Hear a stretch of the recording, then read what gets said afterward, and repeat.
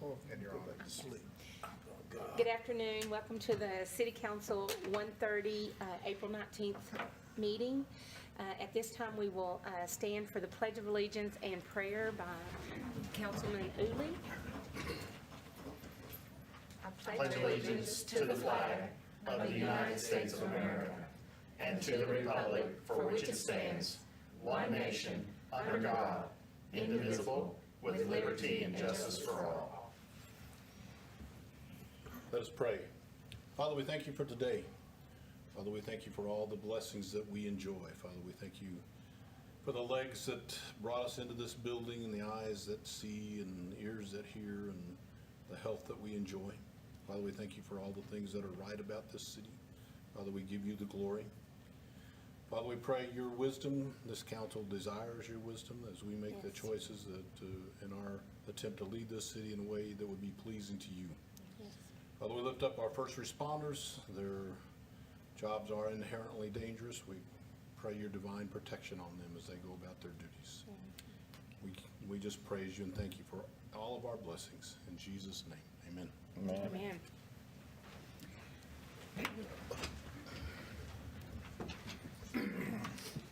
In item 4, it's Child Abuse Awareness Proclamation, and I'll go ahead and read that. Child Abuse Prevention Month. Whereas the citizens of Borger recognize the crucial need for efforts by both individual and groups to promote awareness of the plight of abused children, to work toward prevention of violence against children, and to provide services and treatment to the small victims of their families. Whereas Amarillo Area Court appointed special advocates, AACASA, the Bridge Children's Advocacy Center, and DFPS Advocate for Children of Abuse and Neglect. And whereas Hutchinson County confirmed 97 children suffered from some form of abuse or neglect in 2021. Whereas our society has responsibility to protect our children and help them thrive in a safe environment, as every child is entitled to be loved, cared for, feel secure, and be free from all types of abuse and neglect. And whereas effective child abuse prevention and intervention programs succeed because of partnerships among a variety of entities, including but not limited schools, religious organizations, law enforcement agencies, child protective services, the Bridge Children's Advocacy Center, and court-appointed special advocates. Prosecution agencies, medical professionals, mental health professionals, victim advocates, and other community-based nonprofit organization. Now, therefore, I, Karen Felker, Mayor and Council members of the City of Borger, Texas, do hereby proclaim the month of April 2022 as Borger Child Abuse Prevention and Awareness Month. And in doing so, urge all citizens and institutions, both public and private, to support the Bridge Children's Advocacy Center, Amarillo Area, CASA, and DFPS, as well as other partner agencies in their efforts to increase awareness of and service for abused and neglected children in our community, given under our hands and seal of office this 19th day of April 2022. All right.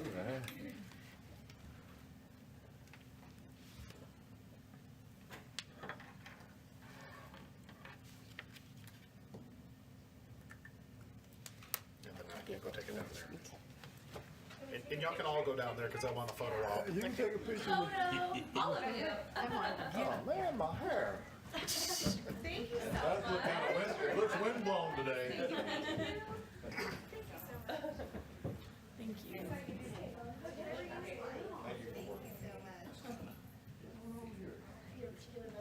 Oh no. Anything will work.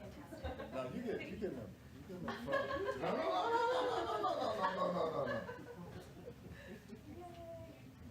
There we go. Standing behind me. Where do you want on this one? Okay. Where do you want on? Okay. Okay, now on this one. Awesome. Thank you guys so much. Thank you guys so much. Thank you. Thank you. Thank you. Yes, thank you.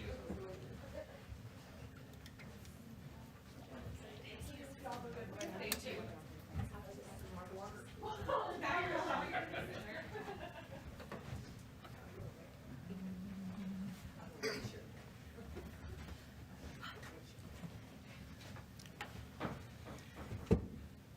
And then we'll move on to item 5, questions and comments from any citizen that might want to speak. And I see none, so we'll move on to 6, city manager's monthly report. So it's been another month again already. Seems like those are kind of They go fast. flying by. Uh, Kind of start like we normally do with a little bit of a financial overview. And so you'll notice this is that time of the year where general fund revenues start kind of slowing and sometimes expenditures overtake us a little bit because by this time of the year, we've collected the vast majority of our property tax, but we haven't collected our industrial district contract tax. So if you notice in the charts, that's why that 5-year average has got that big jump between May and June. So I normally point that out each year so that we don't, start worrying that we're spending more than we're bringing in these kind of early summer months because we're about to bring in a whole lot more than we spend, and that normally carries us through. Overall, if you notice, revenue remains above the 5-year average and expenditures remain below the 5-year average in the general fund, even though this month expenditures were above revenue by just a bit. But like I said, that's not uncommon. Sales tax continues to be higher than in past budgets, and so we're still above our 5-year average and we're well above the budgeted amount. Actually, our most recent tax collection that's not reflected in that was up 13.4% for the month of April. So we're now 14.5% above year-to-date last year. So those are still positive, strong signs. We're excited about that. Of course, a significant portion of that I do think is driven by inflation. We've talked about that. Sales tax is a percentage of the price that you pay. So if the price of goods goes up, the percentage of sales tax goes up too. But for the city, that's also how we can get that income to offset inflationary costs because we're not immune to those higher costs either. You'll notice in the water sewer fund that revenues remain significantly higher than expenditures, both of which are above the 5-year average, but they're above the 5-year average in about equal percentages because remember, as we produce more water, there's more electricity to produce that water, there's more chlorine required to treat that water, so it does go hand in hand. We are currently working, you'll see that probably change a little bit with IACX Rock Creek, which is the Rock Creek plant. They've been getting their water from TCW or through a supply agreement with Phillips. They're asking for an emergency tie-in. Phillips has shut them off a couple times here lately, depending on their water needs. And so you're probably going to see a water supply agreement in the next council meeting or two to tie into that. They don't need a whole lot of water, and our water main is already right there at 10th and Deason, so it's practically at their fence line. They did at one point in the past, through a previous owner, get some water from the city.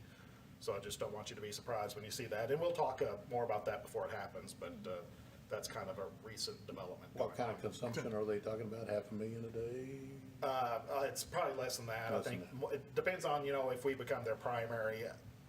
We're going to work on the contract with a maximum amount. Generally, what's happened in the past when people tie on to us as a emergency source, we find a way to become the primary source because we tend to be more reliable than a lot of the other sources out there. So, but they only need a 3-inch meter, so it's not a lot of meter. We're not talking near the water that the other industrial users use. It's mainly just for some control in their processes, and they don't have a fire system, and so a lot of the other plants use a significant amount of water to charge and circulate and test their water, their fire suppression systems as well too. So it's just a little bit of processed water. Okay. Hotel motel occupancy tax is still remains above the 5-year average and above our just a little bit above our budget amounts. But if you've noticed, this next month's bill is when we should see the increase from the turnaround activity.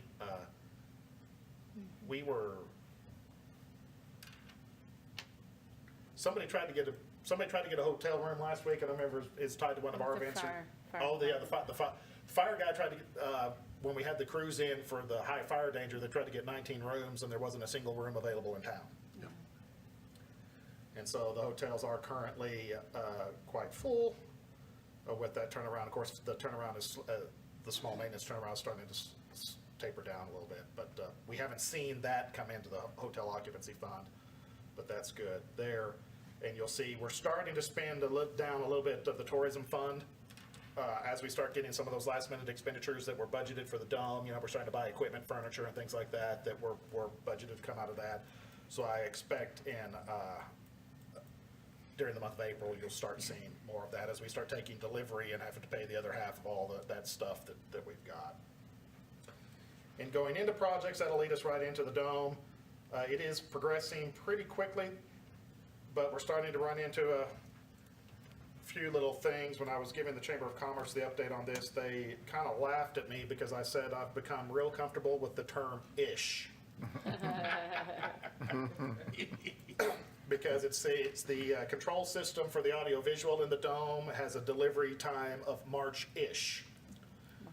March-ish. March-ish is past. Or May-ish, I'm sorry, right. May-ish. And the chandeliers in the ballroom and the portable sound system have a June-ish. And we're even getting, shipping estimates in a week-ish. What about the panels in the dome? Those were 17 weeks back when they found out that they didn't have enough, so we're down to about 10 more weeks on that. So they will have to come back in at some point and switch those out. There's going to be several things on the punch list that are a little ways out. Like I said, the chandeliers in the ballroom are June-ish. Yeah.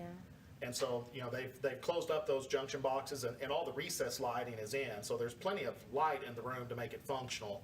But as we start to, as it's ready to start hosting events, it's not, we're going to be working through some challenges depending on what support you need. It's Especially technical. Right. So we have a punch list date. The architects and engineers and city staff will be there May 2nd to start the punch list. And so that's when we go through and start pointing out everything that's not perfect or that needs fixed up or that isn't done. And like I said, we already know there's going to be several long lead items on that punch list: the chandeliers, the foam and the dome, and some things like that. But May 2nd, it should be. So they actually do a walk through and make sure that everything is up to Right, up to speed. and there'll be a report, and it'll be a big list, and then the contractor has to come in and check all those off, get them all fixed and brought up to speed before we release the retainage on the project. So, we've been holding back a certain percentage of each payment to make sure that the project is completed in the end. So, but other than that, it's going to be, I think, a little frustrating because it's starting to look really complete and Looks good on that. really good. I know everybody's going to be kind of council and staff included is anxious to kind of get in there and get it done. And as it gets closer and closer, we're kind of getting more anxious, but it's going to be just a little longer. At this point, we're looking at probably a ribbon cutting sometime toward the end of June, I'm sorry. Because I do want everything to be completely in and finished before we, really invite it. I think we'll probably start allowing use of the facility around May 14th, depending on what your needs are. So we still haven't heard from chairs. They're on a boat. So if you need a bunch of chairs, you might have to rent them yourself for the time being. We do have all of our tables and all of our other furniture and office furniture. We've got most of the kitchen stuff coming in. So we'll be mostly ready. No sound system, no projectors. Well, we'll have projectors and screens, but no control system to lower them. Because that's all tied up with the chip shortage. And so it is what it is. June-ish, huh? June-ish. Well, the control system's May-ish. So you should have projectors and projection screens and built-in sound May-ish. And of course, that's kind of what we've got going with almost anything, anywhere these days. So it's just, I will say that at the end of it, the chamber, I'm kind of a little leery to go to the next meeting because they said they were going to get me a T-shirt that said #ish. And knowing that group, if they get it, I'll have to wear it. So we'll see how that goes. But it is progressing. The pavement's down. Striping will be on Friday. Landscaping's almost finished, and it is coming down to the finish line. They're polishing the dome floor right now. The dome is quite impressive. It's a little echoey again, because they fixed all those cracks in the concrete floor, and it's perfectly smooth, and oh my goodness. But You can once tell it's those- perfectly smooth. Once the other panels get in, it'll take care of it. That'll help. I think we might have to perforate some of them to help them absorb some of the sound. But we're kind of working through that. But it's still better than it was. Yeah. We continue to work with TxDOT on, Can I ask you another Yep. question about the dome? What about the outside of the dome? When is that gonna get, possibly cleaned, or what? I'm I still- know it's not gonna take the whole. I'm still waiting on pricing for that. Okay. And depending on what pricing is, we might do that Okay. in staff, with city staff as we have time. The process that the engineer spec'd, believe it or not, was Brasso and a green scrub pad. Yeah, I remember that. So, and then the rest of it, he spec'd a mop with simple green. Get ready, Jason and Winston. You got some ex-Navy guys that all know all about brass. And the fire department. Well, they wanted to clean it with simple green, so I was thinking, maybe we could just fill the foam tank with simple green and just, flow the simple green through the fire truck onto the dome. Yeah. Actually, what they wanted is to mop one panel at a time and then wash it off, but Right. I can say this because I've got a family of engineers, and so you know how engineers are, so,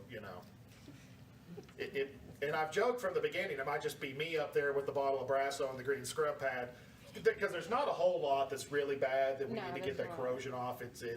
not that bad, but we're, at the same point, when we get the price, I've kind of been putting that off because that's not preventing the facility from being used. Right, absolutely. And so I've not been wanting them to focus on something that's more aesthetic, that's, preventing it from being used.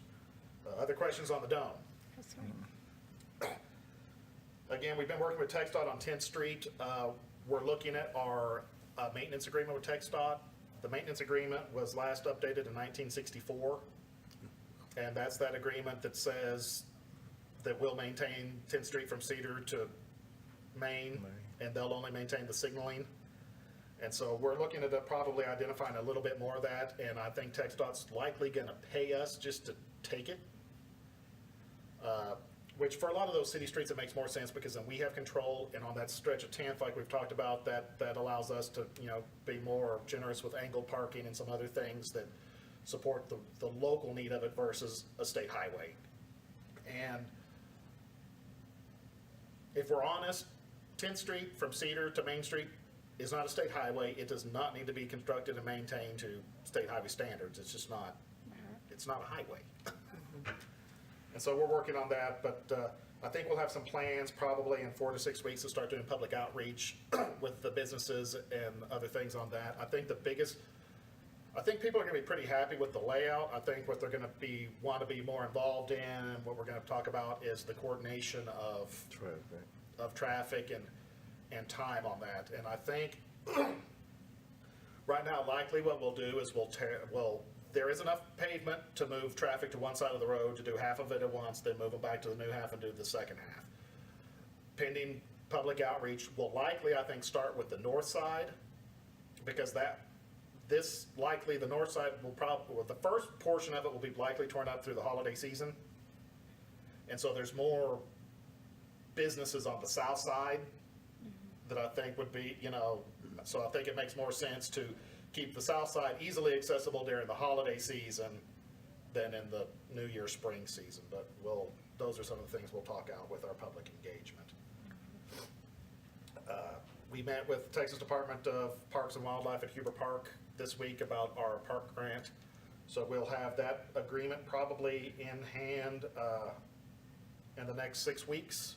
Once we get the final agreement from them and executed, we'll be able to move forward with that. Based on supply timelines on that, I don't expect the park to be completed until probably the late fall, but I think that's probably good. We won't interrupt summer park rec or all the summer activities in the park, but that will be going in probably after October, but it'll be there for next summer. And again, if you remember, we've got a little over $400,000 project plan to replace all that play equipment with inclusive play areas, and so it's going to be quite a bit nicer than what was there, and so we're excited about that.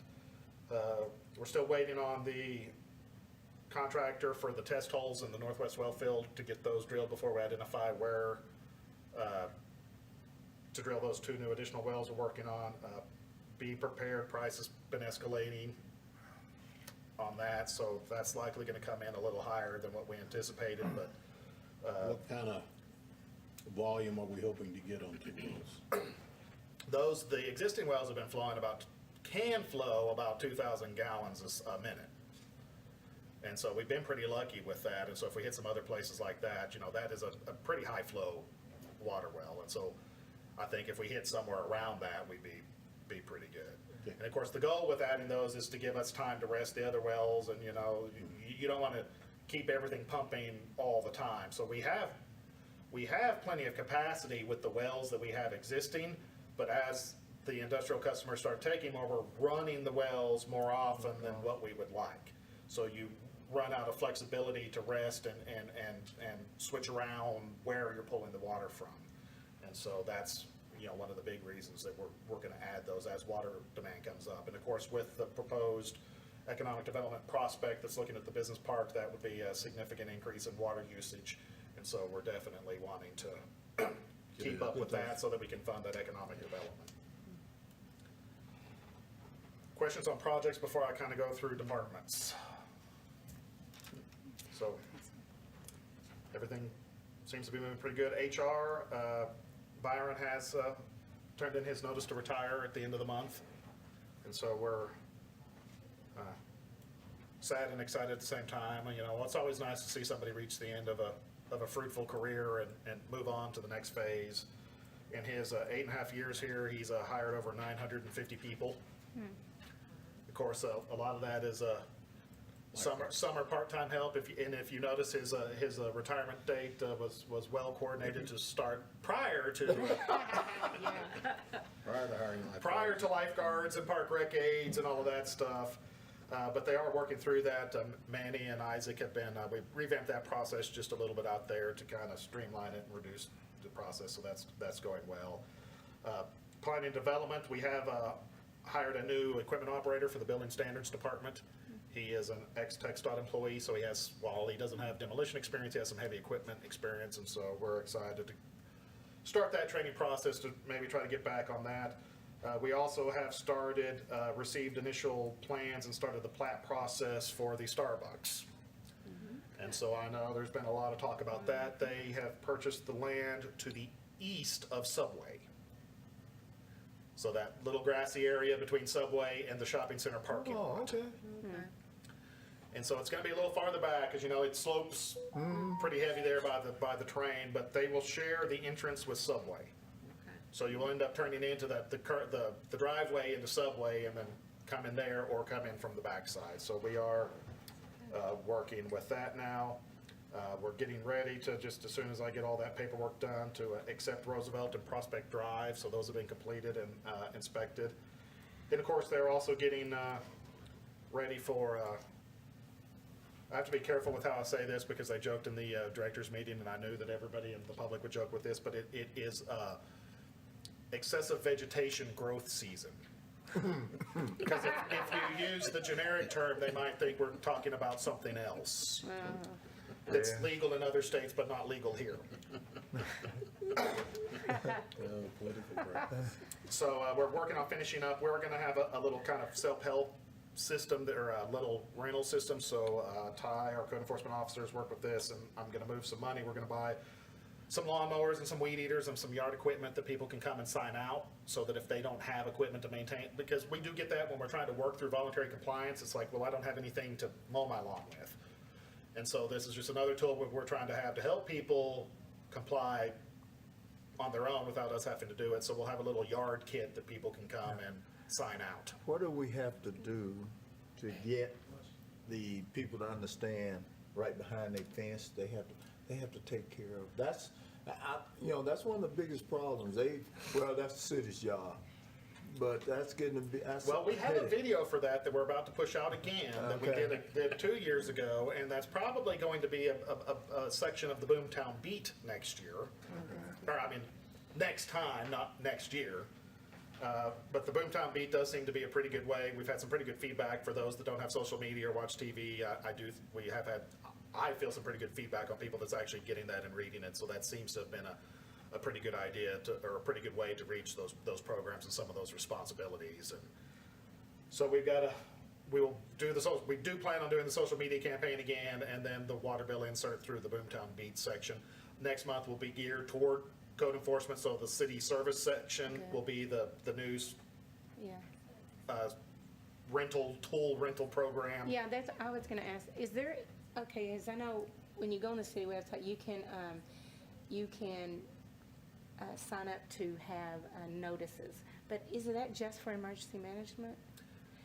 Is there some way that we can get text messages to let people know that there's, because there are so many people, well, actually at the Hutchinson County, that did not know that we have those programs available. And I just, people just don't go to the website, but I was just wondering if there was some sort of way they can get notices on different I don't know. Well, and we've talked about, there are non-emergency sides to the Everbridge system, which is one of the reasons that we switched to that Everbridge system. We're trying to slowly build those subscribers. And it does have a way out there right now, the subscribers that are subscribed to the non-emergency notices. Because the problem that you're seeing is when they sign up, yeah, I want emergency notices. Do I want all this other stuff? No. Oh, okay. So you can pick, Yes. I wasn't sure. Yeah, you can pick which categories that you get notified on. And I just thought maybe some way, if code enforcement is working one area, which I hope they are, going from area to area, because I see a lot of junk vehicles now again, and maybe they could send out like a mass text to these people and say, hey, we have these kind of resources, please use these resources because we're fixing to start finding. yeah, and they've, of course, with the junk vehicles, it's a little different process, and it's not always as convenient as the weeds and stuff like that. But if you, you will notice that in the monthly report, in the code enforcement section, let me pull that up real quick, because there was quite I don't think people understand what we're doing, because especially in alleys, it's a little not as visible, but the right-of-way and part-time people, they clean 60 blocks, or they cleaned 60 blocks of alleys this month, and disposed of 10 tons of waste in those 60 blocks. Wow. So far this year, that crew has removed 55.4 tons of trash and debris from the alleys. So we're trying, Right, I understand that. and it's a little hard. And like I said, I do think the Boomtown Beat's really going to help with some of that stuff, or I hope. Yeah. Because I've been surprised. We've had pretty good feedback from that, more so than what I thought.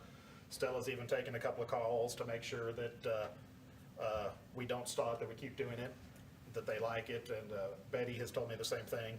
And so, We reached a portion of our audience that we weren't, like you kind of touched on, because they don't have access to computer, things Yeah. like that. Absolutely, that's true, yeah.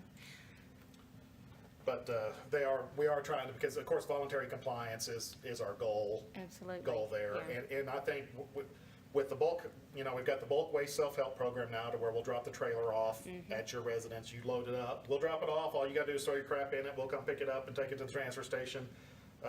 We'll talk about that when I get to Okay, Public Works, but that is starting to pick up when we get the tool program. So our goal is to, give people, I would like to give them as many options as they can to comply themselves before we have to absolutely. go into enforcement. It's a lot easier for me to then go into enforcement action when we say, well, you could have done this, or this, and you chose not to do any of that, so that's why we're here.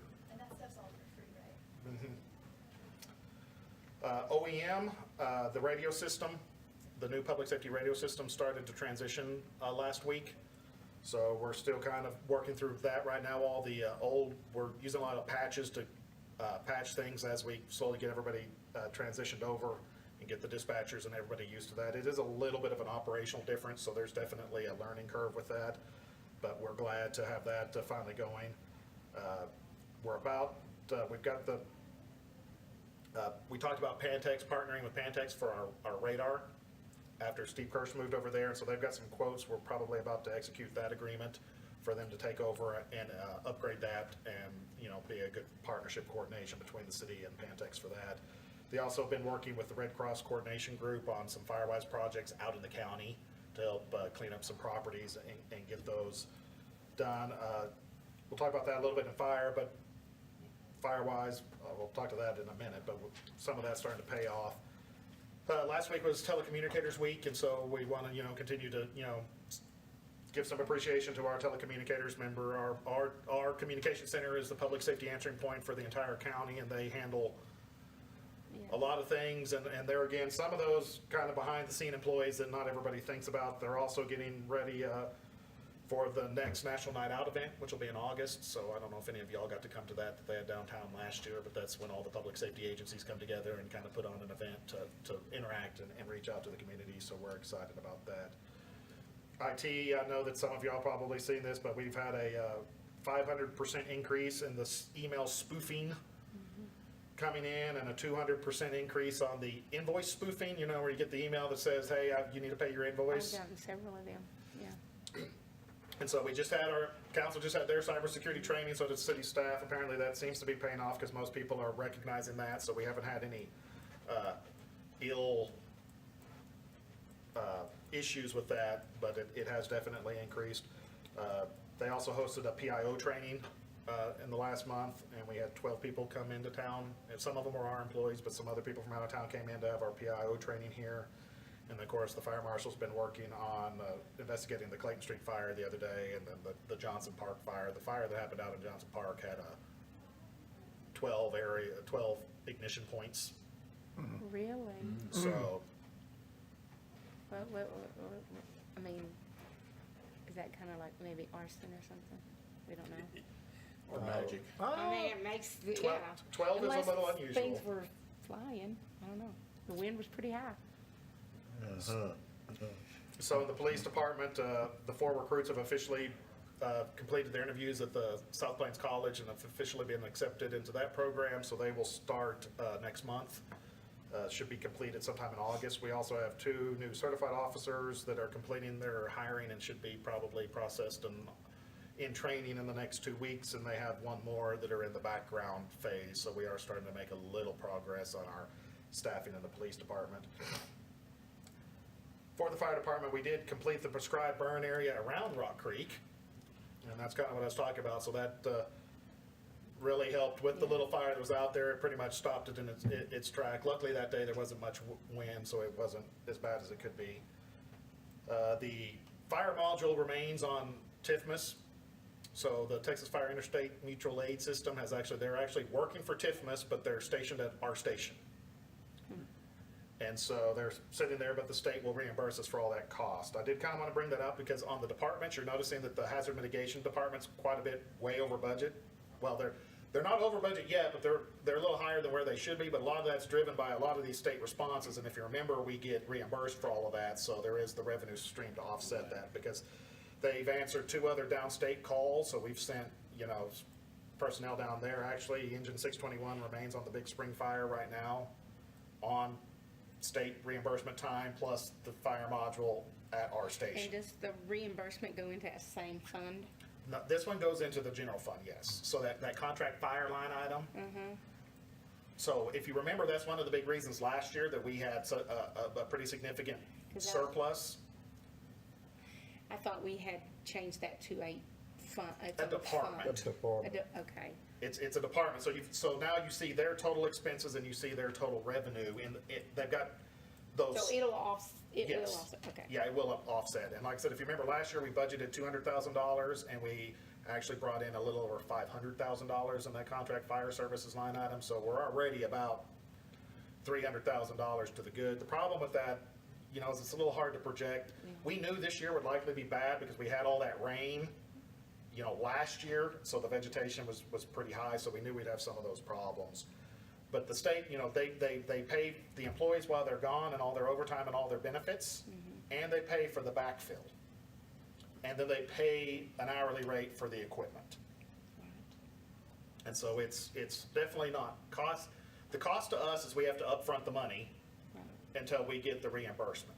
But there's normally a little bit of the hourly rate on the truck normally is the profit margin for us, which we then use to offset the payment cost on those equipment. And do we bill them, or do they keep up with that themselves? We We actually keep up with that and bill them? It's a reimbursement process, and Mike loves it. A lot of fun. We bill them. We did- got a whole okay. process. We bill Yeah, them. they- It takes months. They're making sure that we're not Padding. padding the bill, and so it's quite involved, and so, I mean, you know, Right. it does benefit our community and the state as a whole, and that's Yeah, why, absolutely. you know, they keep doing that, but it is quite a process. It's, Yeah. it's like grant, it's the same process as grant funding almost, so you've got to submit all the documentation, it's got to get approved, it's got to be in steps. They double check your math, if it doesn't match, if your math isn't the same math that they think you should be using, then, you know, they tell you to redo it, and Where's training with our wildfire, where's that at? like, Wildland, our training, our people, where are they at? And, I mean, obviously, they don't go if they're not trained, but, well, you know, it's different for each employee, because the way, you know, wildland training works is they open task books. okay. And so then you've got a list of tasks that have to be signed off to go through it. And so they're working with that. I know that's why Mike went on one of the details, was to help work on some of that. And as we do more of that, we get more people elevated. And so it's kind of a work in progress, but they are working through that. Okay, I just looking for a ballpark. Third of them are trained, Well, they're all basic trained. okay? And so it's not as simple, because there's like a Isn't it like strike team fire leader, boss, there's an engine fire boss, boss, or there's a something? fire boss. I mean, there's Fireball. a task book for every little thing. Everything. And so, I think probably the strike team leader is the one that we're shortest on. Engine boss and strike team. And so, these But responses. that's a relative term, because we're probably ahead of most small communities by light years, are we not? Oh, yeah, Yeah. yeah. Yeah. Yeah, because a lot of paid departments aren't even really, you know, they'll go through the basic course just to staff their wildland engines, and that's about it. And that's why not a lot of people can go on these responses. And you do have to go on responses to get those things signed off. Right. You got a book. And so depending on what it is, it takes time. Yeah. And so we are, I think, making some progress on that. Every time we go, I doubt that, they probably all have an open book of some sort. Yeah. Is there a small town our size that's ahead of us in any of this, to your knowledge? I don't think so. Yeah, probably not. 'Cause we started way before some of the other towns ever thought about it. You know, I like to, you know, Amarillo is trying to catch up. And so if Amarillo's not even caught up, you've got to get out of state probably to get somebody that's close. You know, there are Arizona fire departments and stuff like that deal with, you know, and some of those California departments that deal with things Yeah. all the time Yeah, of course. are up there. But this is really relatively a new thing for Texas. And really, I mean, how long has Texas been, I mean, TIFMAS hasn't been activated for possible response only, but maybe for 5 years. I mean, you know, the state hasn't even taken an active role in a lot of this until a few years back, you know. Yeah. Because I think in '06, the whole TIFMAS system had maybe 12 engines. Yep. That was a long summer. And so it's definitely, Yeah. definitely coming up, but. Yeah. They also have one of their recruits has now passed the EMT portion and is on to the fire academy portion, so they're making a little progress through their staffing issues too. And the insurance service organization has called again, so we're probably getting close to our ISO inspection. And so I'm not too concerned about that. I think we're in pretty good shape with everything that we've got coming. Well, we've got the 2 new engines in, so, Well, the one new and one ordered. one order. Do we get credit for order? Actually, depending on the delivery time, you can get partial credit for what you have ordered. So we're in a lot better shape than some. You know, I don't know if you saw on the news that Canyon had the same consultant that we've used over the years to improve and decrease our ISO rating has made a presentation to Canyon. Canyon still has a mostly volunteer department, and they now no longer meet their needed fire flow, and they are looking at going from an ISO 2 to an ISO 4. Which would is be, the wrong direction.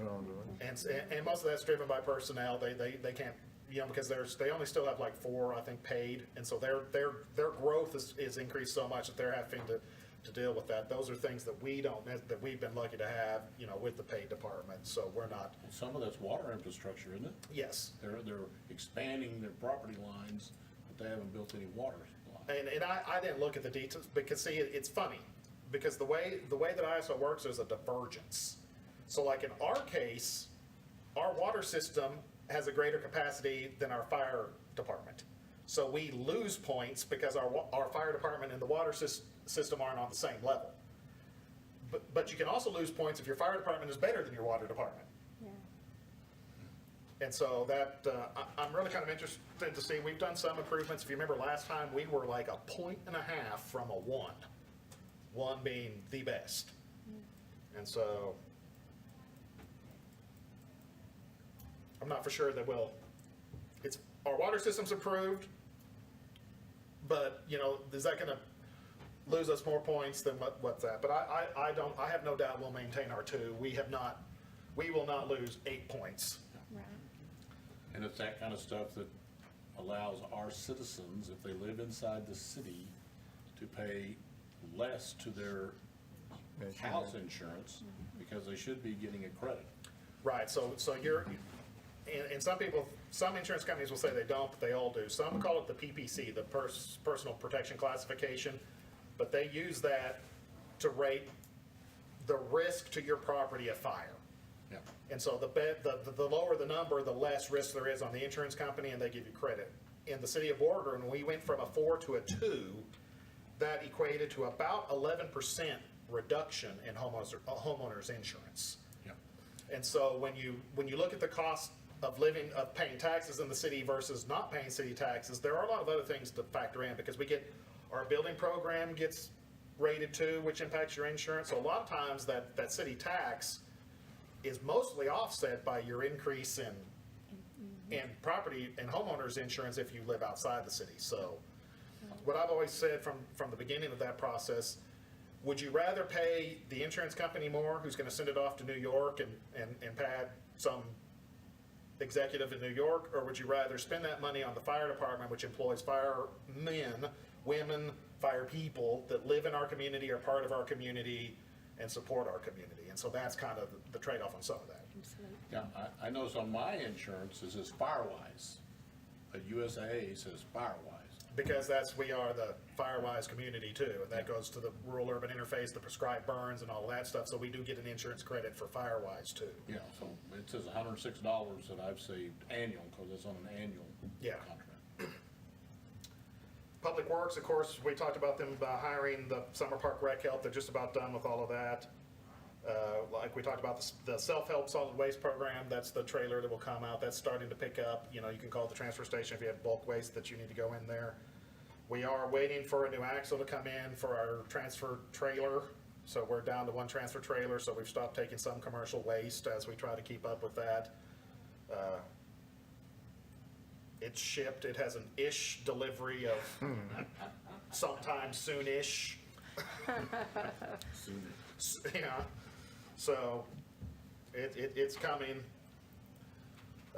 We have continued planting some of the trees in the parks. You know, we're trying to get on an annual process of adding trees to the parks annually now. So that's pretty good. We did partner with TCY. We sent some of those pictures to the council. We've did some dirt work out at the TCY baseball fields. So that seems to have gone pretty well. Streets is trying to keep up with gas cuts right now and catch up with that. So they've got, we do have quite a few. I've taken some complaints. There's some work orders I know y'all have. They're all in the queue and they're trying to get to them. They have now completely finished the Gardner Street curb and gutter they've patched all of that. So if you haven't been down Gardner Street, it's, That's good. they're going pretty good with the curb on Sterling Street, and that's starting to look pretty good too. We are currently getting a little ahead on the weed spraying, so our part-time employees out spraying the edges of the streets to keep those weeds down. You know, if we don't do that, the weeds degrade the street. So we're trying to stay on top of that, and we are getting ready to start vector control. So they've been doing maintenance on their spray machine and all of that, of course. The benefit to all the fires is probably less mosquitoes because there's less water, but I think, I don't know, at this point, we might rather have the mosquitoes than the fire. Utilities, they did complete the west well-filled pipeline replacement. You know, if you remember, we talked about that pipeline failing, so they've replaced 1,200 feet of 10-inch pipeline. We did that in-house. So that was some old metal pipeline that had started leaking that just needed to be replaced. They have also been replacing adding a sewer line down College Street. It's about 1,400 feet of sewer that we've done in-house. Some of the residents in the area, they've had sewer gas backup for a long, long, long time, and we've tried a bunch of different things. The only thing that they have in common is the houses that have the problem, there's a lift station that the pump line flows into their service line. So the last thing that we could try is we're separating out the pump line from the lift station, because sewage will collect in a lift station until it reaches a certain level, and then the pump kicks on and puts it through the force line into the next gravity main. So we're thinking that when that happens, that lift station isn't used enough, that it gets a little septic and you start getting some excess sewer gas, so when the pump kicks on, it's flowing all that gas into that line. So what we've done is we've removed that force main from the service main. And so that the force main will bypass all of that house. So that was a response to some citizen concerns, so we're glad to see that happening, and I think some of the residents are excited about that. And of course, Finance Department, we've had some personnel changes in utility billing following Wanda's retirement and Melissa's promotion, so we're training 2 new people over there. We've got 1 more hiring to do. Once that gets done, we will move Michelle Haney over to court, who is going to replace Linda, who's coming over to be the citizen service specialist, is what I call her. And so, if you remember, we're going to try to have 1 phone number and 1 point of contact for anything that you need with the city. You call this, she can put in the work order, and trying to prevent how many different departments or how many people you have to talk to get a question answered or something dealt with. And of course, we're waiting for the auditor to get back here for his site visits, but we hope that that'll happen in the next week or 2. Agrim Supply, now are they still on the bypass? No, we replaced that. That has been replaced? Yes, that was replaced about 24 hours later. We have been keeping pipe for that. Like I said, they did have 1 more blowout on their northwest well-filled line. The section that blew out was the section that they didn't want to replace when we replaced all of that, because it was close to the conveyor. So we should be. Okay, but I noticed they put a lot of dirt over that bypass line, but I think that and I can't speak for certain, but they've got some other terrain issues. When they do have a leak, it floods into their little building, so I'm thinking they tried to create a berm. okay. I just hope it's still functional if they need it. So. Yeah, no, this, we hate that the line blew out and that their primary source was interrupted, but the bypass did work. They did not have to shut down the plant. They were able to keep everything running, so it's not been at least as painful as it had been in the past, so. Okay, thank you. And the curb on Sterling, that's mainly just to keep that street from eroding or whatever? Yeah, because It makes doesn't it have look a good, too. sidewalk, and that's usually what we're connecting schools with, the sidewalks. Right, I didn't know. Right, and so we're trying to extend sidewalks in conjunction, so we started with the park, trying to start with North Hughes Park, Skittles Park, and eventually get it connected down to South Hughes Park, and then Paul Belton. Paul Belton, yeah. And so Sterling, we didn't put sidewalk there because Right. it'd be a weird section just for those 2 blocks, but the curb and gutter directs water and prevents the erosion of the edge of the pavement. Okay. So Sterling is slated to get seal coated next year. Okay, so that's why, that's what I was wondering, how is the process of determining what streets are getting what done? Right. And that's the reason, okay. Right. That's what I And so we're trying to stay ahead. The curb and gutter is supposed to be 1 year ahead of the seal coating. Okay, that makes sense. Because you can't, if you seal coat across fresh pavement, the chip doesn't stick. Okay. And so you need about a year for the hot mix to kind of age before you seal coat it. So that's kind of the goal. So we're trying to pick those areas that have the drainage issues and have high water flow so that we can direct, and Sterling flows down into that. It's technically a park. Right. But it's never been developed because, like most all parks, they're drainage ditches. But that guides the water and then protects the edge. And so that way we don't we don't put money down to repair the road surface and then it get Makes eroded sense. away. That makes sense. What other questions? Keep up the good work. Yeah. Good, thank you. Okay, at this time then, we'll move on to the consent items, items 7 through 11. And if there's any discussion on any of them. And if not, then I'll entertain a motion. I move to approve consent items 7 through 11. Second. And all in favor? Aye. And they pass. And item number 12, consider and take appropriate action on ordinance number 0-004-22, authorizing the issuance of City of Borger, Texas combination tax and limited pledge revenue certificates of obligation, Series 2022, providing for the payment of said certificates by the levy of an ad valorem tax upon all taxable property within the city, and further securing said certificates by a lien on and pledge of the pledged revenue of the system, authorizing the execution of any necessary engagement agreements with the city's financial advisor and providing an effective date. Mr. Spradlin.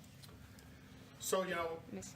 yeah, and I'll let Andrew talk about the numbers, but I just kind of want to remind everybody what this is. And so the biggest change is we had talked about refunding, we talked about two issuances. One, the new issuance for 10th Street and the aerial fire apparatus, and then refunding the water sewer.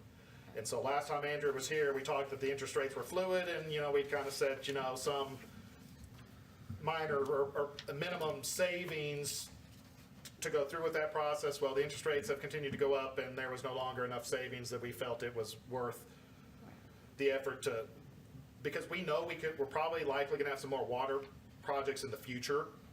So knowing that there might be an additional debt issuance at some other point, it makes more sense to relook at that again when we do any future thing with water rights or further expansion with some of the industrial prospects that we're looking at. So that has just been removed. So there's no action for you. We put out those notices, there's no requirements. So all we're talking about today is the $5 million. If you remember, $4 million of that will go into the transportation user fee for the 10th Street reconstruction, and $1 million will go into the capital equipment fund for the purchase of the fire aerial apparatus. We are using excess reserves above the minimum requirements to offset $500,000 on the fire truck and $500,000 on 10th Street. So we still have more than the minimum 25%, and if you remember, we were trying to bump that up to 28%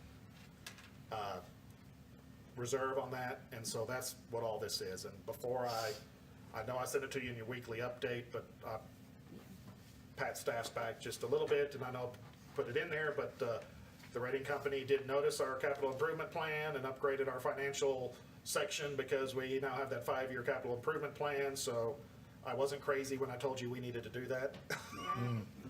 So, but with that, I'll let Andrew talk about the numbers and where we're at today. Well, thank you very much. Andrew Friedman with Samco Capital Markets.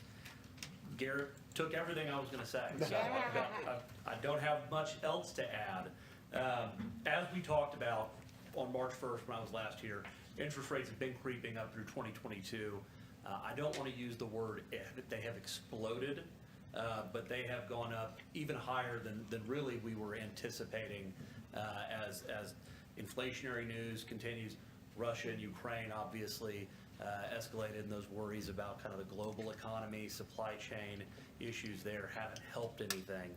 So as we were looking at that refunding and continuing to monitor that, we were seeing the savings dissipate. We looked at eliminating maturities out of that refunding to try to keep that savings percentage. We talked about somewhere in the neighborhood of a minimum present value savings of 5%.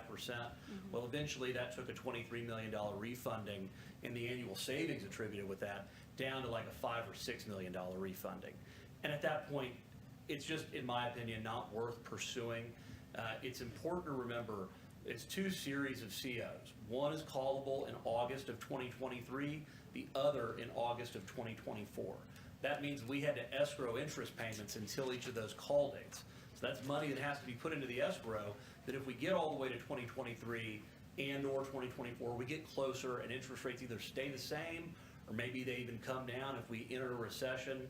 There is some potential thought that we could see the Federal Reserve kind of revert back to their prior monetary policy of easing and getting those long-term rates to come down, in which case we may have an opportunity to refund these. So we'll continue to keep an eye on it, but I didn't think that it made sense, and Mr. Spradling certainly didn't think it made sense, especially with future projects, potential projects you may have on the water sewer side where we could do this refunding then to help restructure our portfolio of payments relative to the utility system to better accommodate new projects. So we want to keep that kind of tool in the tool belt, as it were. So interest rates have gone up. Interest rates relative to the COs have gone up.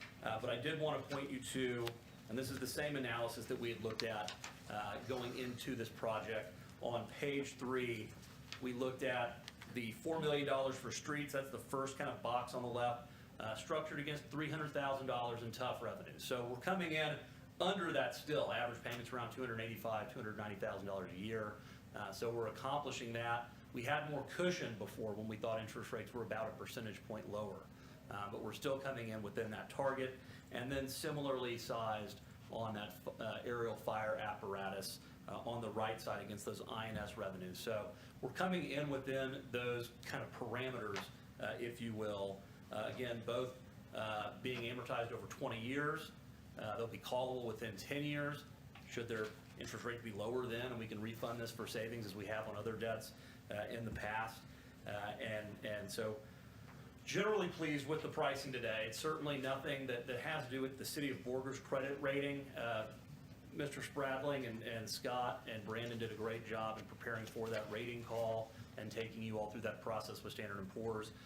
They did notice positive improvements that you've made from a policy management perspective and acknowledge your financial position, et cetera. And they chose to keep our rating at A+. We're kind of always pushing them to get into that AA category.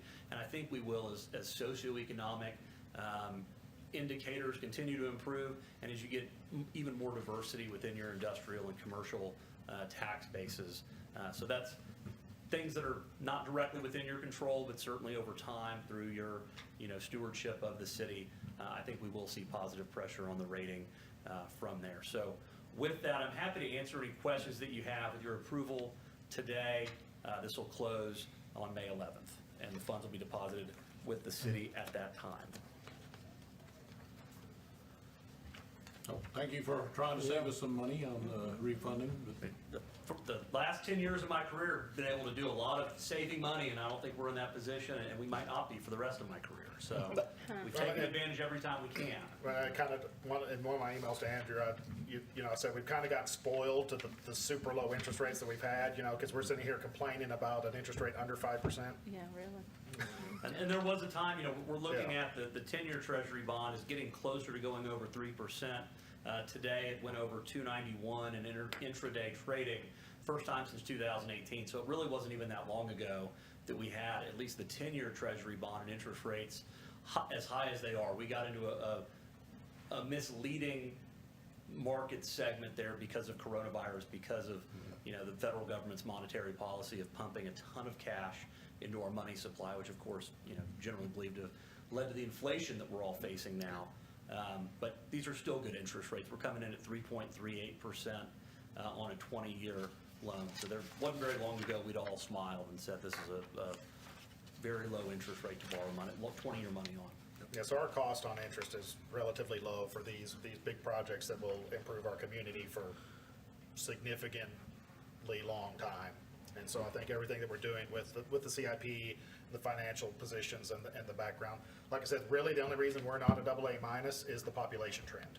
Yeah. And like we talked about that's all directed to housing. It has nothing to do with the desire of people to live here. There's nowhere for them to go. And of course, we're scheming and working on that. So hopefully, we might have something moving on that by the next time we issue some debt and get rated. All right, thank you, sir. Thank you for your efforts. Thank you. Thank you. You're very welcome. Always good. If there's nothing else, then I'll entertain a motion.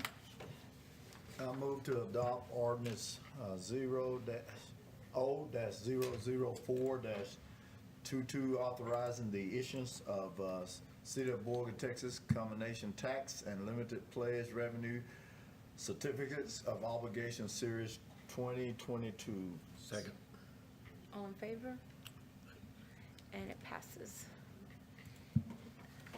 And item 13, consider and take appropriate action on Resolution R-013-22, authorizing an agreement with the Texas Retirement System to provide Medicare benefit to employees hired before 1986. Mr. Spradlin.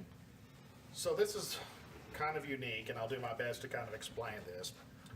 Prior to 1986, employees who were part of a state retirement system at a set level, like the city of Borger was, did not have to pay into Medicare. At the time, in 1986, we provided health insurance to retirees upon retirement. We did not change that until 2002, so there was no need to pay for those retirees Medicare because they didn't need Medicare because we provided their health insurance. Now, every employee hired after 1986, it didn't matter because the law changed and we were required to pay into Medicare for every employee regardless of their retirement plan status. And of course, if you know, our retirement is at a level that, so we still do not pay into Social Security, but we had to switch and pay into Medicare. So over that time, if you didn't have your quarters, your required quarters paying into Medicare because you were hired before 1986 and you've only ever worked for the city of Borger, you have never paid into Medicare and you are not eligible for Medicare benefits. So if you retire, you have to pay for private insurance for the rest of your life. There is no Medicare coverage. As of right now, there is only one employee that this fits. Because keep in mind, in 2002, when we stopped when the city manager at the time stopped and the council voted to stop retiree insurance, a significant number of employees retired so that they could keep their retirement. And so even from 2002 forward, there were not but about 8 employees that this applied to. Eddie was one of them, Bob was one of them, and so they've kind of, it's, yeah, Deb Webb, somebody else, but they all had to pay, and they worked it into their retirement plans to pay for their health insurance premiums. So the one employee that remains had asked us about this, so Michelle and I did some research. And so the way that this works is we can adopt a 218 agreement with the Texas Retirement System to pay for their Medicare coverage. And so instead of us paying, we can't pay directly to Medicare because they're a pre-1986 employee. So you've got to go through the state retirement system, which is why this agreement goes through the state retirement system. Of course, in 1986, we didn't do that because the number of employees that we would have had to start paying into Medicare on would have been almost the entire city. It would have been a significant cost increase. And since we paid for health insurance, it didn't matter. So now it's a $500 one-time application fee and about $500 a year in our matching cost. The employee will still have to work his required quarters, but if he works his required quarters, he'll then have Medicare coverage when he retires. We probably should have done this years ago. I can't tell you why we haven't, but I don't know that, I'm not saying good or bad, I just don't think there was a reason. Nobody ever. Nobody, I don't think it ever came up before. Right, and we were told at one point, I think 8 years ago, we couldn't do it, but I think the question was asked wrong. I think it was asked, can we just start paying in on them? And no, you cannot just start withholding their money and sending it to Medicare. So we didn't follow up with the question, but. So so there's still employees that are retired that are still being paid, their insurance is being paid through the city? There are I think 2 left. So they have to pass away for that to go away? Right. Okay. And So this is anybody that was hired before 1986 and was retired prior to 2002. 2002, okay. And over the years, there were a lot more of that. Yeah. But, keep in mind that out of 175 employees, I think on average, maybe 20% actually retire from the city. Right. So, it wasn't necessarily a whole lot. I think Wanda is still on that list, Wanda Klaus.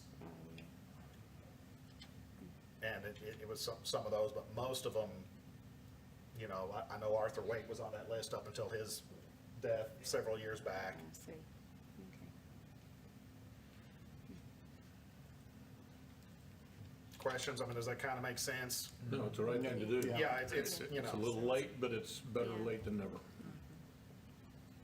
I will say that we have already budgeted this. The formulas that we use to budget employees' expenses include Medicare for every single employee, because I guess it was easier to do that for everybody than to back out the $500 for One person. one or two people. So the money's there. The only money that isn't necessarily budgeted is the $500 application fee, but in a $30 million budget with sales tax up 15%, I'm sure we could find $500 to do the right thing. Absolutely. So this person will have to work longer than he really would have had to worked because of this Yeah, situation. you still have to pay into Medicare long enough for you to be eligible. So he has some time prior to the city, but, you know, and this is kind of, you know, this is part of the reason why Eddie has wanted to work part-time to get his quarters in, because he is not eligible for this. I see. And so some of, Because you have to be working here to be eligible for this. right, Okay, right, we can't backdate it. right. But I mean, so if they're working part-time, does. Well, part-time employees have always had Oh, they've Medicare all- withheld. Okay, I see. And so Medicare is calculated on your contributions from all the employers. So a lot of the retirees that retired from the city but then went and got a second job or a post-retirement job, that's how they built their quarters in to I qualify see, for I Medicare. see. Okay. Anyone have anything? Nope. If not, then I'll entertain a motion. Move to approve Resolution R-013-22, authorizing an agreement with the Texas Retirement System to provide Medicare benefits to employees hired before 1986. Second. All in favor? Aye. And it passes. Item 14, consider and take appropriate action to adjourn. I make a motion that we adjourn. Second. All in favor? Aye. And we are adjourned. Thank you all for coming.